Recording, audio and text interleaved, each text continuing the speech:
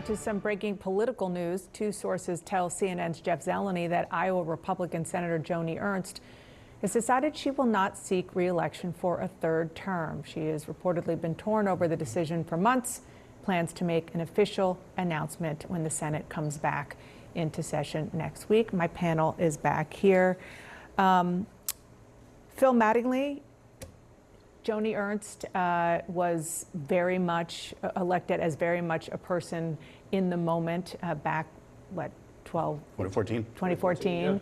Yeah. A military vet. She served in the Iowa National Guard. She was in Iraq, and she was running in Iowa at a time when Iowa was still purplish, and she won her race, and she, wanted to focus on military issues, and obviously she's very much into cutting federal government spending, and she has had an interesting time, I think it's fair to say, with her colleagues, both in the Republican Party and also across the aisle, navigating that, the Trump of it all, and the way that Iowa, her home state, has changed. Yeah, I think the evolution is actually emblematic of a number of people who were in the Senate in 2014 when we were all covering it and no longer, or will soon be going in the same direction, or just kind of aren't really focal points of the party anymore. I mean, she was a member of leadership.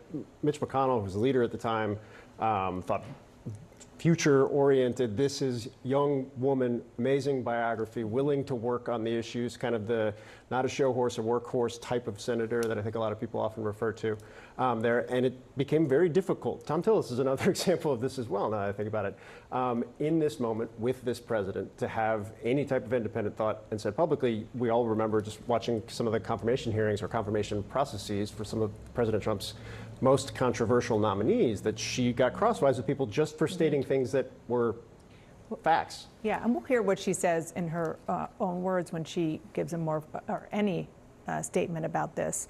But let's just look at some of the numbers of what Iowa looked like just a little bit before she ran. In 2008, Obama won Iowa, it's hard to believe now, by 10 percentage points, 6 percentage points in 2012.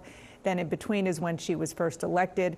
President Trump won by 9 percentage points in 2016, 2028, and then the last one by 13 percentage points. You can see, obviously, the move from, I wouldn't call it a blue state ever, but a purple state over to a very red state. Yeah, and more than that, maybe to measure it, is that the senator who preceded her was Tom Harkin, right? A really lefty stalwart, and then to Joni Ernst. But this is now a question of how much it affects the calculations for 2026 in the Senate map. Democrats have been desperate to try to figure out some path to get them to the majority. Putting Iowa on the board would really make a difference there in terms of how many pathways there might be for the majority being up for grabs. There are, even before Ernst made her decision, there are a lot of Democrats who are running in that. There were 4 candidates. One dropped out and endorsed one of the other candidates, but 3 Democrats running for this open seat. Now we'll see who the Republicans put up and what kind of a race it looks like. Yeah, again, we'll see what she says, but I think it's fair to say that talk privately to a lot of U.S. senators and House members, it's not always as fun as one would think to be in the U.S. Congress.